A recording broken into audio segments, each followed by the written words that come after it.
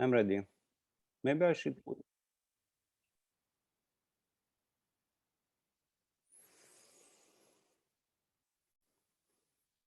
Okay.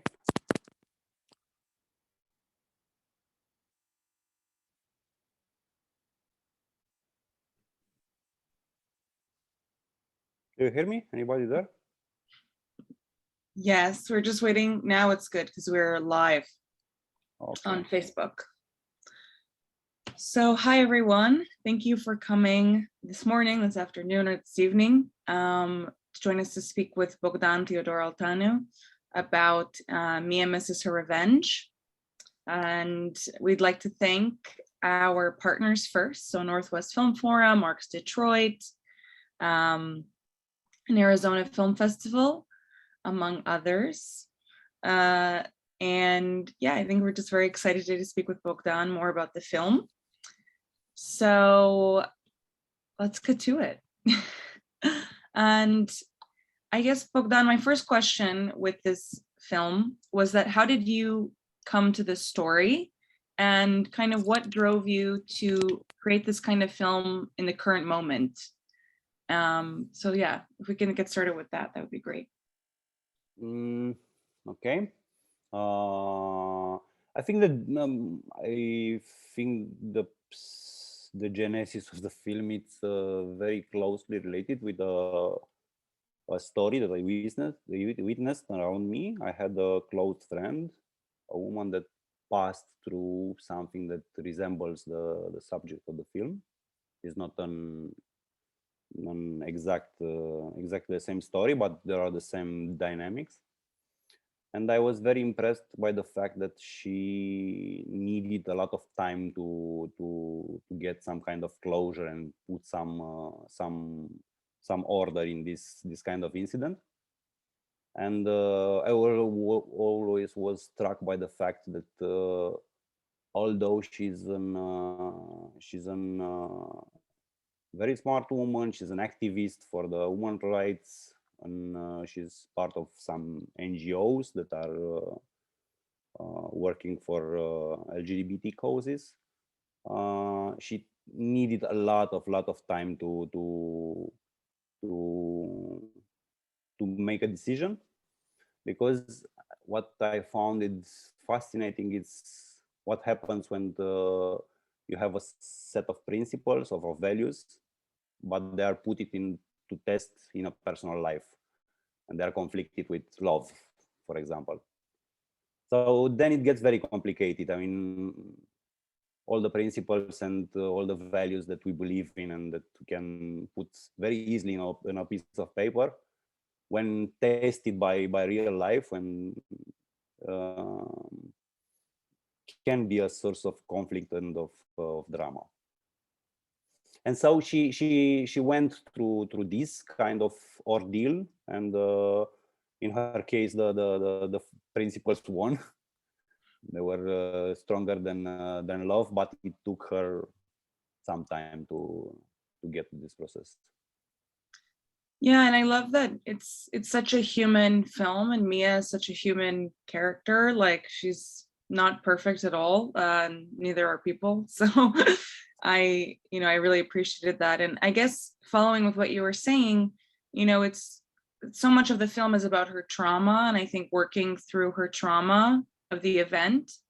And I was wondering if it seems to me like it's very realistic, and I was wondering if you studied any kind of like psychology, or was that just seeing your friend and like looking at her experience, or was it also did you research a little bit about domestic violence and how it affects women and victims in general, and did that inform kind of the character at all?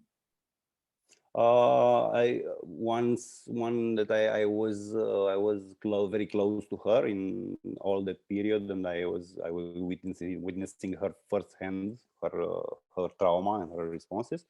Then I talked with a lot of other women about exactly this kind of dynamics. Can you forgive a small act of violence, small uh, in uh, in brackets? And of course I read about it, and also I talked about with all the creative team in the film. There are just a couple of guys that work in the film, otherwise it's a almost full female. The producer are female, the DOP is female. I mean, I deliberately infused the film and I composed a team that has a lot of femalities, and it's not a research, it's a film. I made some empirical research, and I gathered some impression and used them, and then I was very helped a lot by everybody around me that was contributed to the film. But you know, if there is a thesis to the film, it's that following a trauma, there is a period of a lot of chaos, a lot of uncertainty, and this, I think, it's the one thing that I found in every discussion that I had. Everybody said immediately after, there were some weeks or some months that I didn't make sense none whatsoever. So I think that my goal was to capture specifically that moment of chaos and of uncertainty, and the moment when you are trying to cope with something, and you are making bad decisions, good decisions, you are changing your mind a lot, you are very reactive to everything that the persons around you are giving you. You are refusing every advice. So I think that I try to surprise at least, especially that kind of chaos. Yeah, and I thought you even complicate it further kind of with the social aspects. And I feel like even though Mia is the center of the story, the fact that she has this very strong group of female friends who, like you said, have really strong principles. And also even, something I thought about a lot in the film as well is like social media and kind of how that plays a role in the film as well. So could you talk a little bit more about how, you kind of use social media and how that kind of affects this period when you're going through something very difficult and you're kind of haywire, but then at the same time you have this kind of social pressure to be public all the time. I thought that was very interesting, and if you could talk a little bit more about that, that'd be great. I think that social media, it's an outlet that it's very present in our life, not only on the moment of crisis. I mean, we, at least for this generation, it's a consistent part of their life, and somehow one reaches a point where he needs to answer to social media, to have a consistent persona, to have a report on its life, and it's becoming a second nature to have this in the back of your mind, how this will look on Facebook, how this will look on Twitter, or I don't think that it's something that it's strategized or premeditated, but it kind of becomes a second persona. So, and it's very present in all these kinds of the dynamics in relationship and or after breakups, because if you don't interrupt it, it's a bridge that it's still there. It doesn't used to be, I mean, but now it is. It is through direct connection, through common friends, and more important, there's a psychological pressure. You are on a stage. There is a stage present every time and all the time. Right, and of course she's an actress. You have to perform. You have to perform. Being an actress, it's complicating things. It's doubling the pressure, but on social media, we are all performers, so this is becoming a second nature. Yeah, and it's very interesting, the kind of, it is very meta that, she's an actress and she's also trying to make a movie, kind of, in a sense, and then you have social media, which is basically making a movie all the time. Like everyone becomes a director in their own life, in a sense of their own life, in a sense, and you get to kind of select. And I think the issue that came up a lot in the film as well, which I found very interesting, was kind of this tension between agency and privacy, because she was kind of forsaking her privacy for agency. And I thought was very poignant as well was kind of this self-objectification, which is also something that comes up in social media. And if you could talk a little bit more about that, because I think Mia, at least in my impression, takes it to the extreme, this kind of self-objectification, and kind of what you were thinking about that. Like, what's the balance between, these kind of feminist principles, and also maybe, are they still relevant? That was something that came up a lot for me in the film. Like, are they still relevant, these kind of principles that we set out, and how do you think maybe they're not helping anymore? No, of course, I think there's nothing wrong with the principle, and the source of tension or the source of drama is the moment when you try to put principle in life and to stick with them, and then it gets complicated case by case, because of course the principles are right. What I was trying to do in the movie is to surprise the fact that when doing a movie or in cinema, the director has the power because he has the camera, and because he or she has the camera, has the power to shoot something or not, to edit something or not. So for me, the fundamental gesture that she does is that she's taking the camera. She's trying to be the director. And then, of course, it gets complicated because she's falling in the same trap of objectifying a human body herself, in that case, of going to some kind of narratives where they are very, very misogynistic in a sense. She's self-destructive at some point, because I think that's a complicated topic. To one thing, it's one thing to take the camera and say, now I'm the director and I will direct something, and that's another thing to be able to invent a cinematic language that is completely different from the language that you are used to. Right. So it's kind of like a patriarchal language to begin with. Yes. And then Yes. And then how do you I take think that I think that what she does in the first instance is okay, to have a correct instinct to say, I want the camera, I want the power, I want to tell my own story. Then she is going to some very questionable ways of telling the story. And another question I kind of had, and I love this kind of return to this conversation with her mom. I love that it starts with the conversation with her mom, and then in the middle we come back to the conversation with her mom, and at the end we kind of have these, it's kind of bookended by these conversations with her mother. And I thought, could you talk a little bit more about maybe how that intergenerational kind, because her mom has a very different approach, I guess, to the situation than her friends and the people who are, of her generation.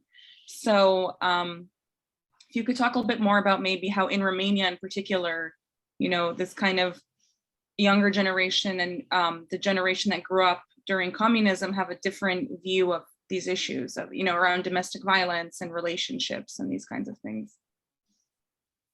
I think there are two topics here. One of the topics is the fact that every generation has the hubris of thinking that she's the first one that is doing something. And if you ask, I don't know, 20 years girls nowadays, she will tell you that she's the first generation of feminists. But it's not something bad. I don't say it, but maybe it's even good that every generation has this enthusiasm and this belief. And I think that you can see this not only in Romania but all around the world. I mean, probably there are a lot of young feminists that don't know the history of feminism and don't know what kind of things got them there. And also in Romania, it's you can see this young girls that they think that they are the first one, that they are, I don't know, setting on fire their bros. And then specifically in Romania, I think also there's a double fracture, because the younger generation believe that women that they are at their mother's age come from the communism, and communism is something bad altogether, and there's nothing to watch for there. If on my view, if you ask me, and I'm trying to find at least one good about communism, was the gender equality obsession of communism that was present, for example, in Romania and all the Warsaw Pact. I mean, but if you look at the figures, how many humans did study high level studies in the 60s in Romania and in Western Europe? There are much more in Romania. Of course, Yeah, this doesn't make communism a good thing, but it tells you something about these dynamics. The other thing is that, I don't know, if you are looking at the feminist gesture of my mother, they could seem very small in comparison with what is happening today. But if you put them in that context, in 1960, 60 or 70s, they are very complicated and they are very brave. yeah, and I think especially looking, I always think about the American, because this American Romanian Film Festival, women couldn't have a credit card in the US until like 1971 or something.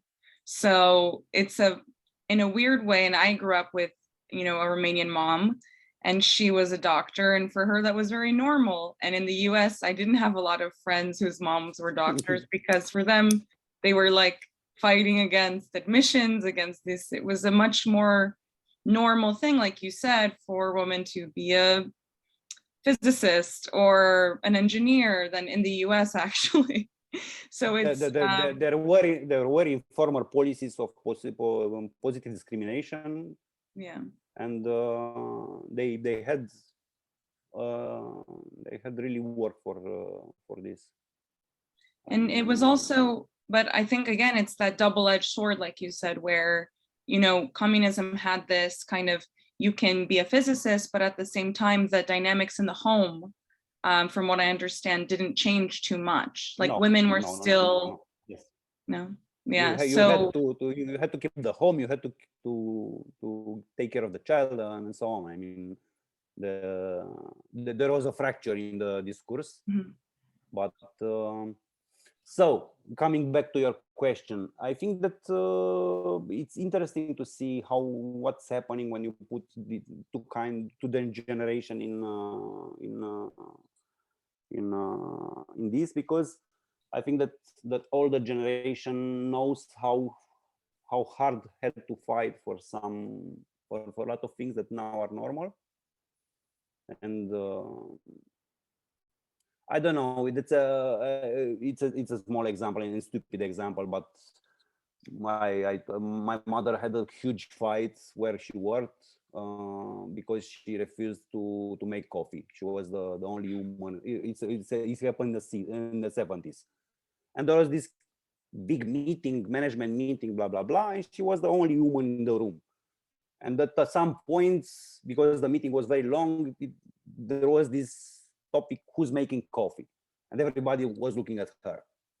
And the fact that she said, I'm not making any coffee, it was a very big thing. I mean, it was, for someone that lived then, it can imagine what happens to you as a woman to look at a room full of men, 20 men, and say, no, I'm not making coffee. Fuck off. for a girl that is 20 now, it's inconceivable that someone should look at her and has this expectation. I mean, and I don't think that kind of gesture is very big, actually.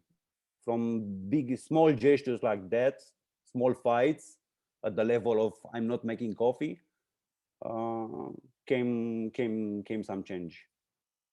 And yeah, and similar to kind of with Mia as well, because it was a small act of violence, I guess. And then, but there's always the question of, well, once you cross that line, you can't go back. Then once that line is crossed, it's just it's impossible to reverse.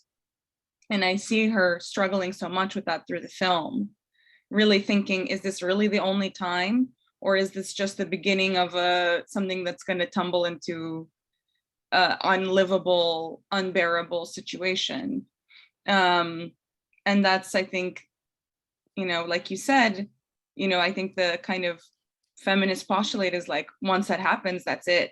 And it will never be the same and it will never be okay. And she's really struggling with it, like you said. And another... No, I think that what I'm sorry to interrupt you. No, please. What I think that what the mother is saying, it's on a human level, it's very healthy, because what her mother is saying, it's you shouldn't take a decision because the rule says so. You should take a decision because you intimately believe that it's wrong. And that there is a whole difference between these two, even in the process of healing. Because it's one way to say, there is a rule that says so, and there is another thing to say, I can take this. It's not right for me. And they both have the same outcome, but the process of healing and the process of building an identity and building yourself is very different in these two cases. You are someone that it's respecting some rules blindly, or you are someone that integrates some rules and make them your own. Yeah, and I think what her mother is saying, it's saying this: make your rules, make your rules and be yourself. It's the constant struggle between, external validation. She's looking so much from her friends and everyone around her and I mean, that's also the sexual aspect of the film, is really, she's, kind of looking for this external approval in some way from someone to move on, which when I think about the title of the film, Mia misses her revenge. So it means she doesn't really get it. She doesn't get the feeling like I got back at this person. But my question also would be, what do you think is actually she taking revenge on? Because I almost don't feel like by the end of the movie, it's the guy anymore. Is beyond the guy. Of course, that's why the guy that doesn't even show in the movie. Yeah. I mean, that's a very natural reaction to make when you are hurt, to make an adversary that it's simple. It's very complicated when you are hurt to put some theoretical frame and to say, my problem is that I'm not finished my process of self-actualization and I'm blah, blah, blah, blah. When you are hurt, you need an adversary, you need some urgent reaction. So that's, for everybody that's not Buddha, this is the first instinct. Okay, who hurt me? I want to hurt him back. Then, of course, if you are smart, you can at some point realize that there is not one adversary, and maybe the opponent is you, and so on. The things get complicated. And the question, like you said, the guy is never in the film, which is really interesting because we never get his point of view. And in a way, it really doesn't matter because it's not it really doesn't matter. It's about Mia. The film is about Mia. The guys doesn't really matter. I mean, it's because what is important is her reaction to the incident, not who did it, whatever. But I was really tall or handsome or whatever. but I was really interested actually in the few men that are in the film that do play a role. They're not very depicted very flatteringly, most of them. And I was just interested in what you kind of, I think, because there are three main men really, Yes, three guys. male characters, and they're all very different in terms of personality and also position, like power position in relation to Mia.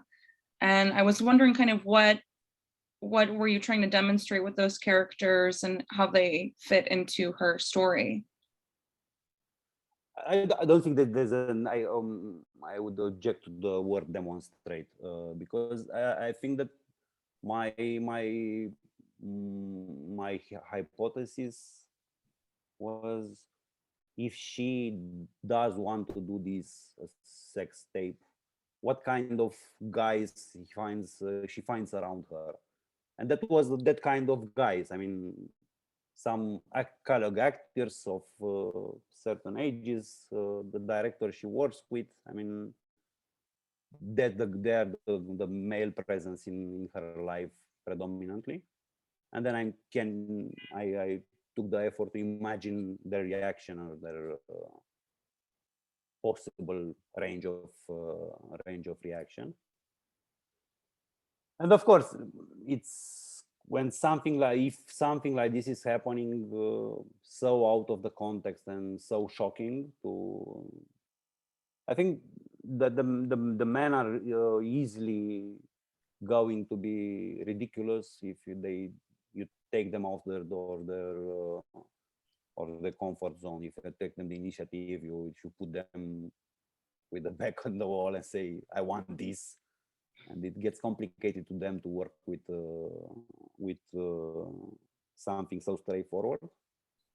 And then the coping mechanism or their response will be most of the time ridiculous or aggressive in one case, or I mean,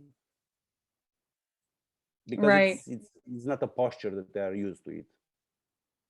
Again, yeah, this issue of power and who has power and what way. Yes. And I would love to talk about this forever, but there's a lot of questions in the chat, so that's really great. So Marius, do you want to ask your two questions you had in the chat to Bogdan? Okay, I open the chat now. Hi, Bogdan, Mr. Olteanu. First of all, it was an impressive movie that surprised me in many ways. So thank you for that. Powerful movie. The scene between Mia and her mom has been discussed extensively. I just had a technical question.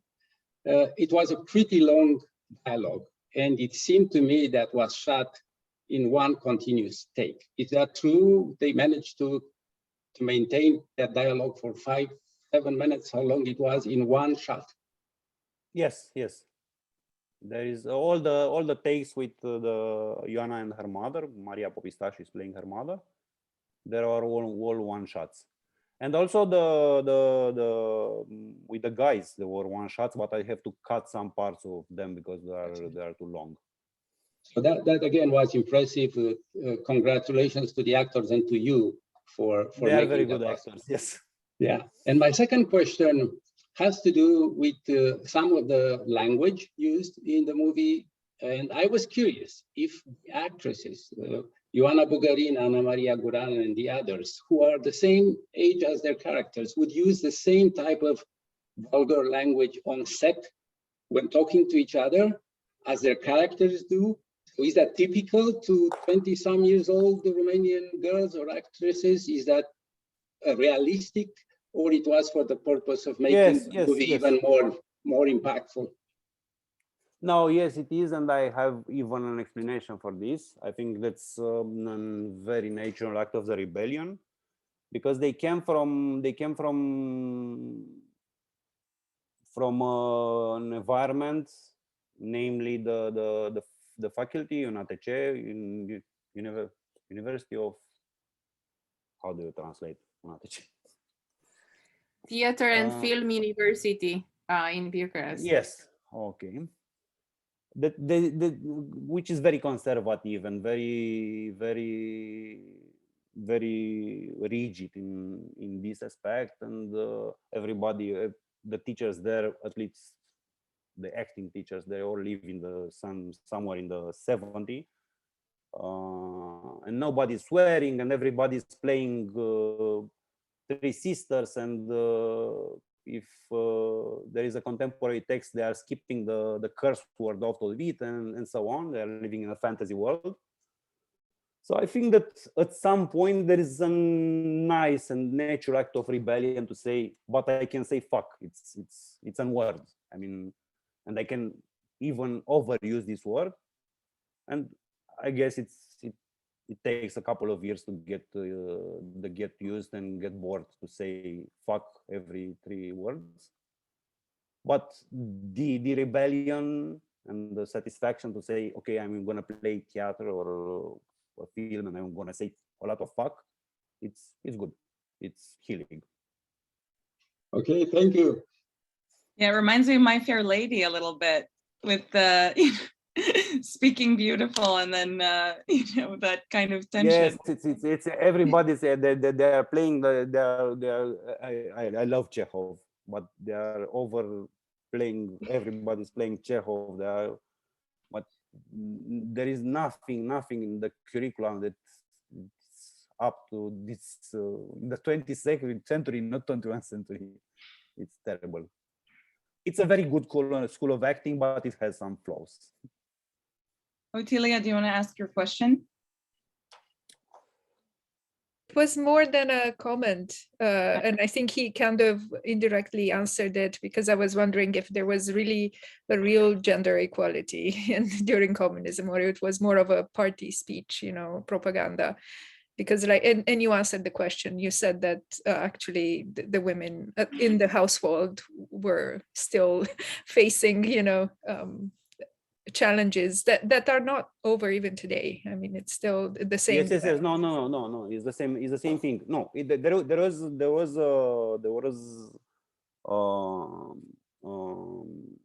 an obsession, but it has to do with the Marxism as an ideology.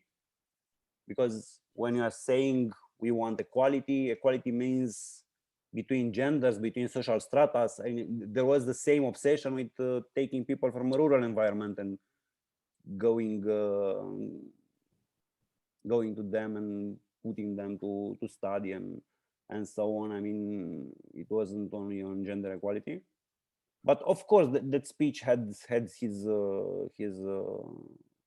limits. On the other way, to be honest, neither in the Western Europe the speech about raising children is also work that we should split is not very old. I mean, we are a couple of decades in this kind of yeah, and especially in Romania, when there was this concept of mother who was supposed to produce how many children? I think 4, and then all this control over the women's bodies and all the checkups, to check if you had sexual intercourse, if you had abortions. So that's why it was quite the hypocritical thing, right? Yes, and we all agree, right? Yes, of course. But then we have Texas today. I mean, exactly. No, it's not over. Yeah. So it's still a struggle all over the world. And I think something I really appreciated in the film as well, in the scene where Mia is speaking with her fellow actresses about auditions and casting, and being asked by male casting directors, like, take off your clothes, do this, turn around. And one of them was like, and Mia was obviously very critical of this.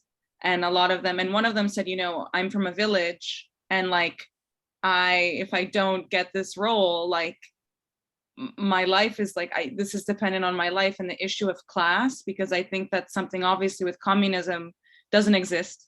No one has a different class, even though we all know that's not really what happened during the time.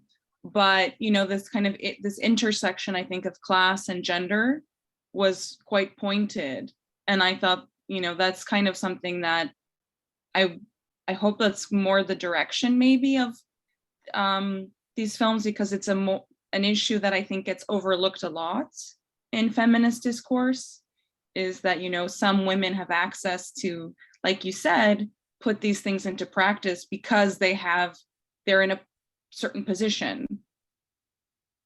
And I No, like I truly believe that there is an inevitable intersection between, I don't know, gender issues and class issues, because of course that you have, it's easier if you are from a good family or a rich family to have principles. Because it's I don't know, when you stand for something and you can see when someone stands for something, when it's able to lose some things on for that principle. But it's easier to lose some things when we have a safety net. I mean, it's more complicated and everything is in line. I mean, if I'm arguing with someone and say I don't want to work for you because I think that you have a toxic discourse, I have a safety net. For me, it's very simple in a way to say this. Okay, I can skip a job or I can skip a project and say I don't want to work in your theater, for example. I don't like you. I don't want to work in your theater. But I have a house. I have some sources of income. It's very complicated to judge an actress, a young actress, that it's do or go home. Yeah. And of course, if she's capable of refusing, she's more braver than me, much more braver than me. But if not, I can judge her. I mean, it's. So I think that yes, in this particular case, or we can talk about many cases, it's very complicated to judge people that are in poverty or near poverty for their decisions. Okay, there is a point where immoral or illegal decision, it's an immoral or illegal decisions. But when we are talking bordering decisions, I mean, it gets trickier to place yourself as a judge and say this is wrong. Because when you're talking about casting, for example, there are a lot of subtle things. There are the distance or the margin of error between an appropriate and respectful ask and an abusive one is very small. It's not so black and white. And then things get trickier. It's easier to get lost there if you are the victim of this behavior, because it's easier to make excuses for yourself to say, okay, maybe it's something fishy here, but it's not definitely fishy, so I'll take it. Yeah, and I thought about, I can judge this. It becomes you're right, a marker of judgment. And I don't know how common this is in Romania, but I know at least here in the West, it's very common in the arts, especially. You have an unpaid internship for months. And I'm like, who can do that? Someone who can, of course, doesn't have to. And then who is the one? Well, you need that unpaid internship to get that job in the future. So it's like a cycle of, who can sacrifice all their hours for free and then who can't. And then it's like, who ends up in those positions? No, it's the example that you gave. It's very, very visible to actors, for example, because there are a lot of young actors, and some of them can afford to play pro bono, to say, okay, I'll do a lot of projects for pro bono because I don't have to pay my rent. My father is paying my rent. And there are other colleagues that say, I can do pro bono work. I have to make money, and they do commercials and they do all kinds of shitty stuff. And then if you make this for a couple of years, you can really see the difference of skill between them. Because the one that got and to do pro bono worked in very diverse environments, on very challenging projects, in experimental projects, and earned a lot of experience on doing very complicated things. And the one that made commercial did the same shit for 3 years in 1 minute, in 1 minute bits. And when they go to the same casting after the 3 years, you can really see what that 3 years did to one or to another. And it's very unfair. It's very unfair, but when I'm a director, I call them to casting and I see such a big difference of experience between two people at the same age. It's very complicated because I have to choose the best one. But if I'm looking at the personal history, I can see why that guy is better, because that guy for 3 years worked for no money, but he did experimental theater, he did a lot of shorts for free, he did a lot of actual work and challenging work that it's improving your skills as an actor.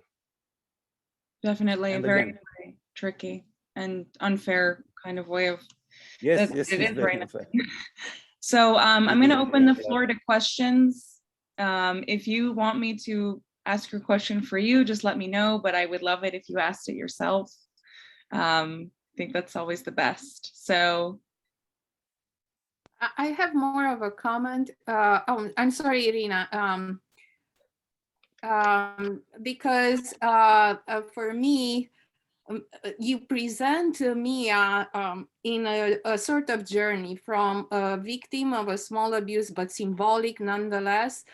She herself, I can see transforming herself into a small abuser, because she's asking this man and she's objectifying the man who in their turn had objectified her. And it's more of a question about Romanian society, because she doesn't have, the real person doesn't have any other model in that society but the male model. So she as a woman assumes a male position in this relationship. Yes, I think that what it's the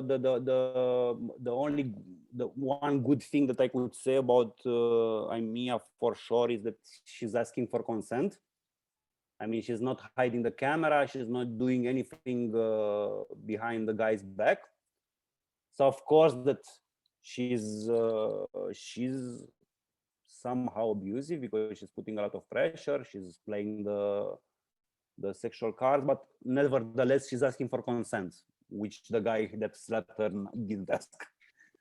So I think that's one thing that's very important in my values, the consent idea, because of course then we can go in all kinds of discussion about the informed consent, about what are the influences of consent, but for sure we have to start with the consent. There has to be consent for everything, either a role or a sexual intercourse or everything, and then we can talk about what kind of consent. And she's asking for consent. She doesn't lie, and she doesn't She's upfront about it. Yes. Then of course that she's a little violent in her proposal, and she's a little manipulative. But I'm not putting her on the same page with the guy that slapped her. Nowhere near. As long as thank you very much, Bogdan. She's talking with them. She doesn't touch anybody without consent. She's just make a proposal. If the male harassment will look like this somewhere in the future, that's a good step. Thank you.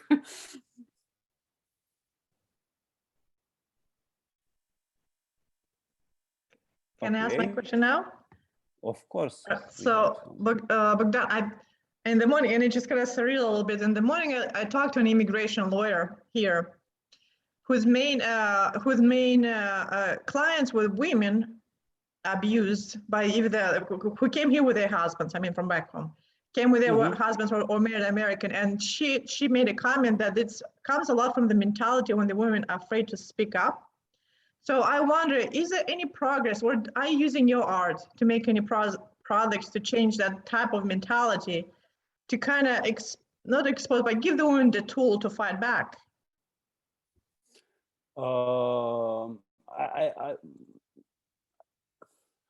I think that we should do, and we have to do more than films write novels about this. I mean, of course, in principle, doing art that it's exposing some part of our society or some point of view, it's helpful.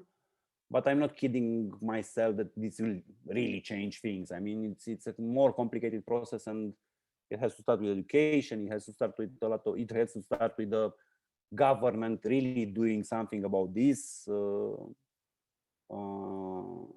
I mean, I think as an artist, you have the duty to show that what do you think it's wrong around you. And I think that can be a starting point for some important measures. I don't think that an artist, a writer, a painter can really change the society. Come on, it takes half a century to do this, and it has to be done with the consistent action on many levels of society. And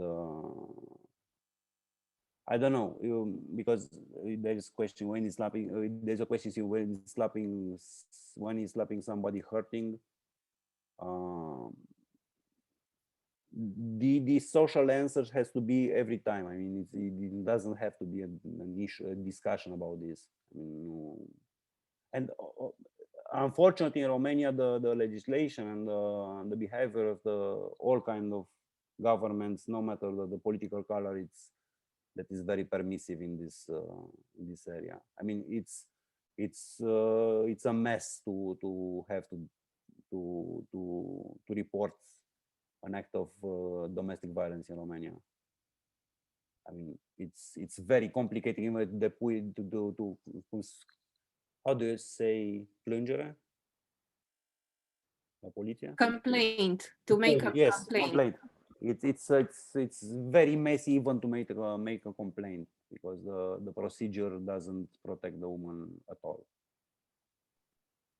If I may follow up to that, very interesting. I think the movie, to me, primarily is about what hurts somebody. When does somebody feel hurt, deeply hurt, and needs to get revenge and so on?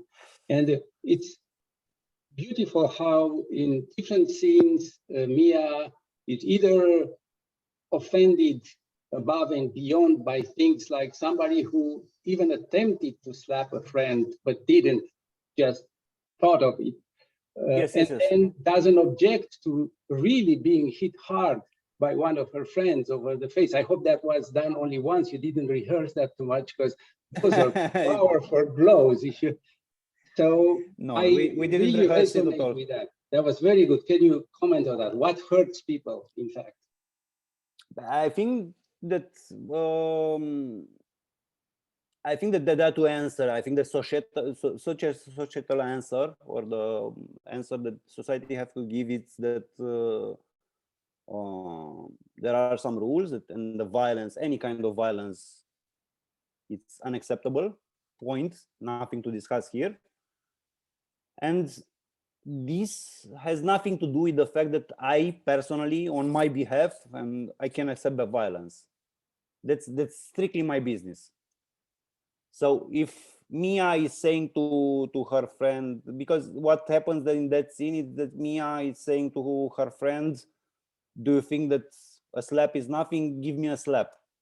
Because she wants to give her a lesson, to reenact the act of violence, and she's traumatizing her friend with this reenactment. But the Mia is the only one that can say this. As a society, or we as people looking, we should say that act of violence is also unacceptable. So it's very complicated, because if you get into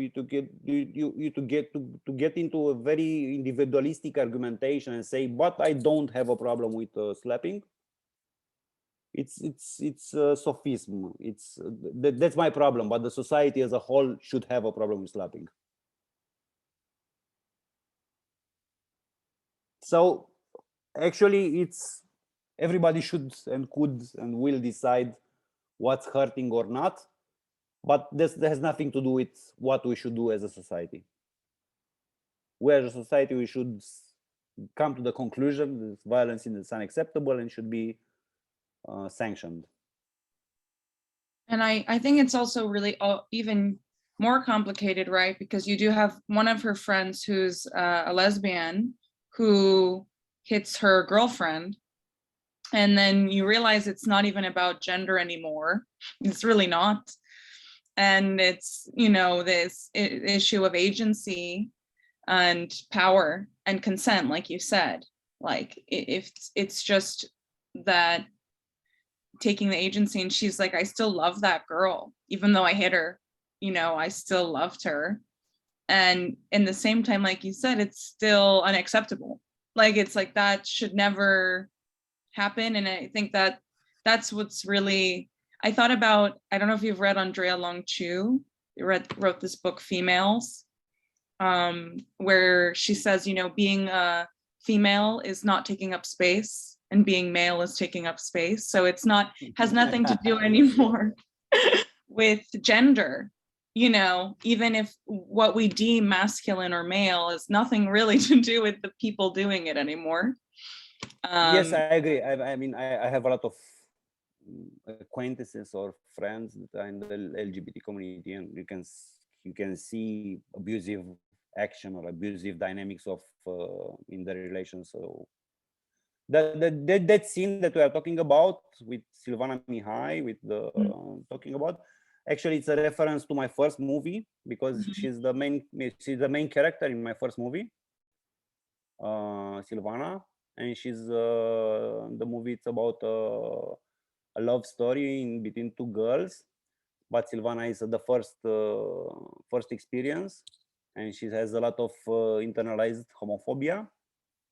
And the other girl, her friend, it's very outspoken, and it's made her coming out and so on. And there is a scene between them at some point with her girlfriend is pressing her to come out, and there is a lot of tension between this kind of position, someone that has come out as a lesbian and someone that is in hiding. And in that scene, Silvana, it's almost slapping her girlfriend. It's not slapping her, but it's almost slapping, because she said in the movie, it felt like I slapped her because I wanted to slap her. Yeah. So that's also a connection, because you asked me, Otilia, was the first film? That was the first film in the trilogy. What about the third? I know you're getting ready to work on the third, and it's a trilogy. Yes, What's the thread connect? What's the connecting? No, the connecting friend is all the protagonists of the films are girls in their 20s. I mean, and in Bucharest, and the third is also with a girl in her 20, and it's happening around there was a referendum for family in Romania. I don't know if you know an anti-LGBT movement, and they made a referendum, and the girl that is the protagonist of the third movie, it's a visual artist that is doing some performances against the referendum. Okay. There's more political film than the second one. You know, I was actually thinking a lot about art during this film as well, because the images of, and I don't know if this was intentional, but when you show Mia with holding the camera and stuff, it reminds me a lot of Ioan Grigorescu and the stuff he made during the 70s and 80s with the camera. I don't know if that was that a pointed allusion, or was that just a nice coincidence? Grigorescu had been the one of the pioneers of homemade cinema in Romania, and he did a lot of visual experiments that are part of, I don't know, the visual culture that we are growing with in Romania, at least. I think it informs us, even if we are not if you are not aware of how much it informs us, because studying film and studying visual communication, we grew up with that kind of imagery and that kind of camera movement, framing, and so on. I mean, I can say that it's part of the visual culture in Romania. That's fascinating. Does anyone have any? When it comes to moving image. Yeah, I ended up thinking about him a lot during the movie as well. There is something, there is uncertain air of performance on some parts of what the girls are doing. Part is because they are actresses and they are used to perform, is their second nature. And then, as you are very good call with Grigorescu, when you see a camera, you perform. I mean, it's some kind of in the instinct, and it comes with the whole package. Right. Does anyone have any last questions? I want them to get them in before. But yeah, I mean, again, it just comes back to social media, right? And we all have a camera and we're all recording ourselves. And, you know, I think it's like, you know what I was thinking of too with this movie? There was that TikTok where girls would take their female friend and dress them up like a guy. And they would take an image with them and send it to their ex or something. And I thought about that so much. This kind of revenge aspect of revenge and performance and like. What I find interesting is that of course the performativity is part of human nature and part of social relations since forever. But what I think that's changed with the social media, it's that you don't have a switch button in so many cases, because it used to be this kind of a neat split between when I'm performing and when I'm not performing. When you see a camera or you see a photo camera, when somebody's looking at you, you perform, and that's as long as human society. But it used to be something that had a switch button, and I don't know if this switch button exists anymore. I mean, I can think of a lot of cases when that off button is no longer present, and the performativity it's engulfing everything. Yeah, definitely. Well, thank you, Bogdan, so much. As a 20-something-year-old woman, I really saw myself in this film, and I really appreciated it. And yeah, and thank you everyone who decided to come today and contribute. All your comments and questions were really thoughtful and great. And thank you to our partners again. So I hope to see you with the next movie next year, maybe, or the year. And we'll continue the discussion. Thank you very much. Everyone. I'm really glad you like it. And thank you for the discussion. Thank you. Thank you.